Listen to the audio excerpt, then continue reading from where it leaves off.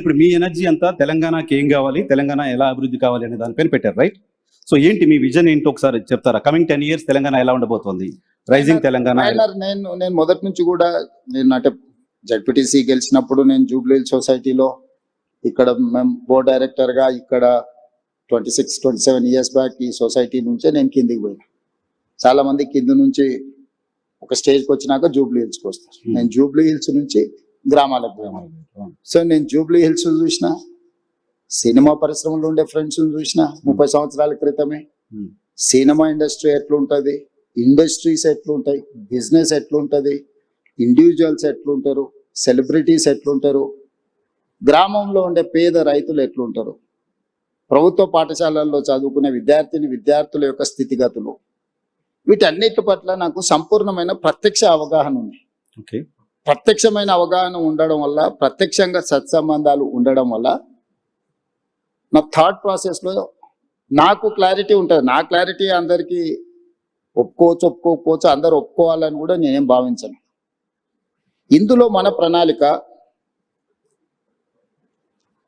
రాష్ట్రంలో కానీ దేశంలో కానీ ప్రజలు ఉంటారు, పార్టీలు ఉంటాయి, ఇవి శాశ్వతం.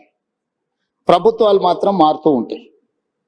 సో అధికారంలోకి వచ్చిన ఏ పార్టీ అయినా ప్రభుత్వాన్ని ఏర్పాటు చేసిన తర్వాత చాలా వరకు తాత్కాలికమైన సంక్షేమము, పరిమితమైన అభివృద్ధికే ప్రణాళికలు వేస్తుంటాయి. దానివల్ల ఏమైందంటే మన ఏ అభివృద్ధి కూడా కాంప్రహెన్సివ్గా ఒక ప్రణాళికబద్ధమైన అభివృద్ధి జరగడం లేదు. లాంగ్ టర్మ్ విజన్ లేదు. అంటే ఇప్పుడు వెల్ఫేర్ అనేది నువ్వు ఈ రోజు రాత్రికి ఎంత అద్భుతమైన భోజనమైనా పెట్టు, అప్పుడప్పుడు మనకు టీవీలలో పేపర్లలో చూపిస్తుంటారు సంక్రాంతి పండుగకు భీమవరం అత్తగారింటికి వెళ్తే 230 రకాల వంటలు వడ్డించిండ్రు అని. సంక్రాంతి పండుగ రోజు సాయంత్రం పూట 230 రకాల వంటలు తిన్న ఇంటల్లుడైనా పొద్దున్నే బ్రేక్ఫాస్ట్ ఇడ్లీ పెట్టవా లేదా అని అడుగుతాడు. సంక్షేమం కూడా నువ్వు ఏమైనా ఇవ్వు, మళ్ళీ తెల్లారి మళ్ళీ తప్పకుండా అడుగుతారు. సో మీరు సంక్షేమాన్ని బిలీవ్ చేయరా? నేను బిలీవ్ చేయను అంటలేను. సంక్షేమం అనేది నిరంతర ప్రక్రియ. అభివృద్ధి అనేది నువ్వు ప్రణాళికబద్ధంగా చేస్తే, ఇన్ఫ్రాస్ట్రక్చర్ క్రియేట్ చేస్తే, ఒక వ్యవస్థల్ని నువ్వు క్రియేట్ చేస్తే ఆ వ్యవస్థలు నీకు తిరిగి ఇన్కమ్ జనరేట్ చేసి ఇస్తాయి. ఆ వ్యవస్థ అనే దానికి పరిమితంగా చేయడం వల్ల పరిమితమైన ఇన్కమ్ కానీ, పరిమితమైన ప్రణాళిక కానీ, ఆ పరిమితమైన ప్రణాళికను నెక్స్ట్ వచ్చిన ప్రభుత్వం కొనసాగిస్తుందా లేదా అంటే మనం చెప్పలేం. రాజకీయాలలో ఉన్న రకరకాల మనం చూస్తున్నాం. పక్క రాష్ట్రంలో కూడా కొన్ని ఉదాహరణలు చూసినాం. మన దగ్గర కూడా కొన్ని ప్రణాళికలు కాంగ్రెస్ అధికారంలో ఉన్నప్పుడు ITIR కారిడార్ ఇచ్చింది. తర్వాత వచ్చిన ప్రభుత్వం దాన్ని రద్దు చేసి ITIR కారిడార్ లో ప్రత్యక్షంగా కొన్ని లక్షల ఉద్యోగాలు, పరోక్షంగా 1 కోటి మంది పైగా జీవనాధారం దొరికి ఒక ప్రణాళిక. ఆ ప్రణాళికను వచ్చిన ప్రభుత్వం కొనసాగించలేదు. ఇట్లాంటి చాలా ఉదాహరణలు ఉన్నాయి. అందుకోసం ప్రభుత్వాలు శాఖ వారీగా చేస్తారు. అంటే ఈ శాఖ ప్రణాళిక ఇట్లా ఉండాలని చూస్తారు, లేకపోతే జెండర్ బేస్డ్, అంటే పురుషులకైతే ఇట్లా ఉండాలి, మహిళలకైతే ఇట్లా ఉండాలి, యువకులకు విద్యార్థులకైతే ఇట్లా ఉండాలి, అట్లా అంటే ఒక వర్టికల్ ని మాత్రమే మనం డిజైన్ చేస్తున్నాం ఇప్పటి వరకు. ఈ వర్టికల్స్ డిజైన్ చేయడం వల్ల ఒక పూర్తి స్థాయి ప్రణాళిక అభివృద్ధి అనేది మనం చేయలేకపోతున్నాం. ఉదాహరణ, మనకు సెల్ఫ్ హెల్ప్ గ్రూపులు ఉన్నాయి, స్వయం సహాయక సంఘాలు, మహిళా సంఘాలకు వాళ్ళకి సంబంధించిన బ్యాంకులో రుణాలు ఇచ్చి వాళ్ళని ఆర్థికంగా నిలబెట్టాలని ఒక ఆలోచన చేస్తారు. అంతవరకు అది కరెక్టే. కానీ నేనేం చేసిన, ఇదే మహిళలను నిరంతరంగా పనిచేయడానికి అవసరమైన ప్రణాళికలు రచించాలి అని చెప్పి నేను RTC బస్సుల్లో మహిళలకు ఉచిత ప్రయాణం ఇచ్చిన. ఇది కేవలం మహిళ తన తల్లిగారింటికో లేకపోతే తనకు నచ్చిన మందిరాన్ని, దేవాలయాన్ని సందర్శించుకోవడానికో చాలా మంది అనుకుంటారు. కానీ అది కాదు. మహిళనే growth engine for any state, any country. So ఈ మహిళ ఎక్కడి నుంచి ఎక్కడికి, చేతి వృత్తి అయినా కానీ, కుల వృత్తి అయినా కానీ, ఉద్యోగ బాధ్యత అయినా కానీ, ఈ రోజు గవర్నమెంట్ స్కూళ్ళలో 24-25లో 0 డ్రాప్ అవుట్స్ ఇన్ తెలంగాణ. నీతి ఆయోగ్ చెప్పింది, నేను చెప్పలేదు. ఎక్కువ మనం డ్రాప్ అవుట్స్ ఎక్కడ ఉన్నాయి? ఆడపిల్లల డ్రాప్ అవుట్స్. గ్రామాలలో 7th వరకు ఎడ్యుకేషన్ ఉంటే 8th పోవాలంటే పక్క ఊరికి పోవాలి. పక్క ఊరు పోవాలంటే తల్లిదండ్రులకు ఒక భారం. ఏ విధంగా పంపించాలనేది ఒక సమస్య, దానికి అయ్యే ఖర్చు ఏ విధంగా సమకూర్చుకోవాలని రెండో సమస్య, ఆడపిల్లలకు భద్రత ఉంటుందా లేదా అనేది మూడో సమస్య. కానీ నేను ఆర్టీసీలో ఉచిత ప్రయాణం ఇవ్వడం వల్ల ఏ విధంగా వెళ్ళాలనే సమస్య, ఆ ఖర్చులకు సంబంధించిన సమస్య నేను పరిష్కరించగలిగిన, రక్షణకు సంబంధించి తీసుకోవాల్సిన చర్యలు తీసుకున్నాం. సో ఆడపిల్లలు చదువు నుంచి దూరం కాకుండా మనం ఈ ప్రణాళిక వచ్చింది. ఈరోజు ఇదే మహిళలు తాము ఉద్యోగానికి కానీ ఎక్కడికి వెళ్ళినా నెలకు దాదాపుగా ఒక 10,000 రూపాయల సేవింగ్స్ ఉన్నాయి మహిళలకు. 28 నెలలలో ఆర్టీసీకి 10,000 కోట్ల రూపాయలు రాష్ట్ర ప్రభుత్వం చెల్లించింది. నీకు తెలుసు, రాష్ట్ర ప్రభుత్వంలో ఆర్టీసీ ఒక 50,000 మంది కార్మికులు, 50,000 కుటుంబాల ఆధారపడ్డ సంస్థ.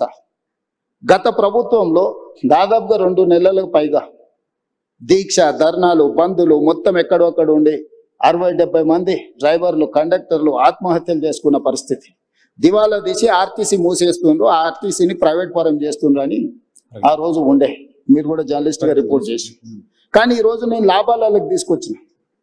ఈ రోజు RTC profit making institution. So మీరు 10,000 కోట్లు చెల్లించి, ఈ 10,000 కోట్లు ఎవ్రీ మంత్ నేను 350 కోట్ల రూపాయలు మహిళలను ఆర్టీసీలో ఉచిత ప్రయాణం ద్వారా రాష్ట్ర ప్రభుత్వం నుంచి ప్రతి నెల ఆర్టీసీకి నేను 350 కోట్ల రూపాయలు చెల్లించడం వల్ల driver same, conductor same, bus same, diesel same, వ్యవస్థ సేఫ్. అంతకుముందు 40% ఉన్న ఆక్యుపెన్సీ ఉన్న ఆర్టీసీ బస్సు ఈ రోజు 98% కు తీసుకొచ్చిన. ఏ బస్సు ఖాళీగా పోతలేదు. ఆ ఖాళీగా తిరిగే బస్సులలో మహిళలు ప్రయాణించడం వల్ల ఆర్టీసీకి ఆదాయం రావడమే కాకుండా సంస్థ నిలదొక్కుని ఈ రోజు ఆ సంస్థ లాభసాటిగా మారింది. సో మీరు పర్సన్ సెంట్రిక్ డెవలప్మెంట్ గురించి మాట్లాడుతున్నారు. పర్సన్స్ అంతా సెక్షన్స్ గా డెవలప్ అవుతే స్టేట్ డెవలప్ అవుతున్న విజన్. నేను ఇంక్లూజివ్నెస్ గురించి చెప్తున్నా. అంటే ఇప్పుడు మనం ఇచ్చేది నీకు లాభము, ఇది ఇచ్చినావు నువ్వు జేబులో వేసుకుంటే అది నీ దగ్గర అయిపోతుంది. కానీ ఒక సంస్థ మహిళలకు ఉచిత ప్రయాణం ఇచ్చినప్పుడు మహిళ వ్యాపారం చేసుకోగలుగుతుంది, చదువుకోగలుగుతుంది, సెల్ఫ్ హెల్ప్ గ్రూప్స్ లలో తిరగలుగుతుంది, ఉద్యోగానికి వెళ్ళగలుగుతుంది. 10,000 రూపాయలు ఒక మహిళ సేవింగ్ చేసుకోవడం వల్ల తన పిల్లల్ని చదివించుకోగలుగుతుంది, తన పిల్లల్ని మంచి స్కూళ్ళకు పంపించుకోగలుగుతుంది, పిల్లలకు మంచి బట్టలు కొనుక్కోగలుగుతుంది, కుటుంబాన్ని గౌరవంగా, సమాజంలో కుటుంబ గౌరవాన్ని పెంచడానికి మహిళ ప్రయత్నం చేస్తుంది. నేను ఇచ్చిన డబ్బుల వల్ల ఆర్టీసీ సంస్థ నిలబడ్డది. ఈ రోజు ఒక సంస్థను నిలబెట్టే పని అంటే this is inclusiveness, sustainability model ఇది. అంటే ఒక దగ్గర ఇచ్చే సంక్షేమము దానికే పరిమితం కాబట్టి దానివల్ల ఒక సంస్థ బతికితే. ఈ రోజు ఆర్టీసీలో గతంలో డీజిల్ బస్సులు ఉండేవి. Hyderabad, greater Hyderabad core urban region, outer ring road inside 2,053 square కిలోమీటర్లు. This is called core urban region. మేము డిఫైన్ చేసినాం. 2,854 ఆర్టీసీ బస్సులు ఉన్నాయి. ఇవన్నీ డీజిల్ మీద ప్రయాణం చేస్తున్నాయి. ఈ రోజు ఆర్టీసీ లాభసాటికి ఎప్పుడు వచ్చిందో డీజిల్ బస్సుల వల్ల కాలుష్యం వెదజల్లుతుంది. ప్రతి సంవత్సరం ఆర్టీసీ 10,000 బస్సులు నడిపించడానికి 2,000 కోట్ల రూపాయల డీజిల్ పర్చేజ్ చేస్తుంది. సో ఇప్పుడు ఈ డీజిల్ బస్సులను అన్నిటిని కూడా మార్చి నేను ఈవీ బస్సులు కొంటున్నా. సిటీలో ఆల్మోస్ట్ ఇప్పటికి 1000 బస్సులు వచ్చినాయి. డిసెంబర్ 9th లోపల ఇంకొక 2,000 బస్సులు తీసుకొచ్చి 3,000 ఆర్టీసీ బస్సులు ఈవీ వెహికల్స్ హైదరాబాద్ లో తిప్పడం వల్ల, నేను భవిష్యత్తులో మిగతా బస్సులను కూడా మార్చడం వల్ల ప్రతి సంవత్సరం డీజిల్ మీద పెట్టే ఖర్చు 2,000 కోట్ల రూపాయలని నేను ఈరోజు సేవింగ్ చేయగలుగుతా. ఈ 2,000 కోట్ల సేవింగ్స్ తో నేను ఈవీ బస్సులు కొనుక్కోవడమే కాకుండా కాలుష్యాన్ని కూడా నేను నియంత్రించగలుగుతున్నా. సో మీకు ప్రభుత్వం చేసే ఒక పని తాలూకా ఇంపాక్ట్ మల్టిపుల్ గా ఉండాలి అని చెప్పచ్చు.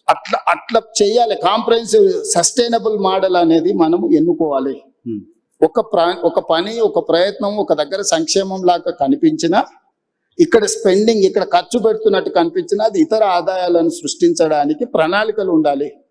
సో నేను మహిళలకు ఉచిత బస్సు ఇచ్చింది కేవలం మహిళలు ఓట్లు వేయించుకోవడానికి, మహిళలు బస్సులో ప్రయాణం చేయడానికి ఇచ్చేసిండు రేవంత్ రెడ్డి అని చూస్తున్నా. నేనేం చెప్తున్నా, ఒక మహిళ కుల వృత్తి కానీ, చేతి వృత్తి కానీ, ఉద్యోగం కానీ, ఉపాధి కానీ, చదువు కానీ, వీటన్నిటికీ తనకు ఒక శక్తిని ఇస్తున్నా.